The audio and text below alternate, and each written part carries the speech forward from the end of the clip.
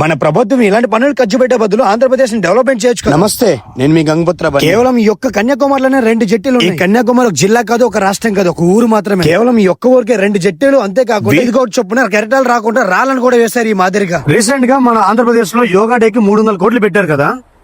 మన శ్రీకాకుళం జిల్లాలో ఆగిపోయిన జట్టి కోసం పెట్టినా సరే పూర్తి అయిపోయేది కదా. హార్బర్ ని ఆ పోయిన ప్రభుత్వంలో పూర్తి చేయలేదు, అట్లీస్ట్ ఈ ప్రభుత్వం పూర్తి చేయొచ్చు కదా. అది పక్కన పెట్టండి. అదే 300 కోట్లతో మన శ్రీకాకుళంలో ఉన్న మత్స్యకారులు అన్ని గ్రామాలు కూడా బాగుపడతాయి. ఇలా ఈ విధంగా చిన్న మినీ హార్బర్ కనిపి కట్టిస్తే అట్లీస్ట్ 15 నుంచి 20 కోట్లు మాత్రమే అవుతుంది. ఇలా కట్టిస్తే ప్రతి ఒక్క గ్రామాలు కూడా బాగుపడతాయి కదా. వలసలు మొత్తం తగ్గించేసి 80% వరకు వలసలు తగ్గుతాయి ఈ విధంగా కడుతూ ఉంటే. ఈ విధంగా ఎందుకు ఆలోచించారు మన ప్రభుత్వం? వన్ డే యోగా డే కోసము 300 కోట్లు పెట్టారు కదా. జీవితాంతం గుర్తుపెట్టుకుంటారు అయ్యా ఇలాంటివి కడితే మా మత్స్యకారులు. జీవితాంతం వలసలు పోయి ఎన్నో మంది ప్రాణాలు కోల్పోతున్నారు అక్కడ. ఇది ఎందుకు మీరు అర్థం చేసుకోలేకపోతున్నారు? నేను ముందే చెప్తున్నాను, ఈ వీడియో మాత్రం రాజకీయ పరంగా అయితే అస్సలు కాదు. కేవలం మా శ్రీకాకుళం జిల్లాలో ఉన్న మత్స్యకారులు మేము పడుతున్న ఈ బాధల్ని, ఈ సమస్యలను కేవలం గుర్తించి మీకు తెలియజేసి అట్లీస్ట్ మాకు ఆ ప్రభుత్వానికైనా ఇలా చేరేంత వరకు వెళ్తుందనేసి ఈ వీడియోని తీస్తున్నాం.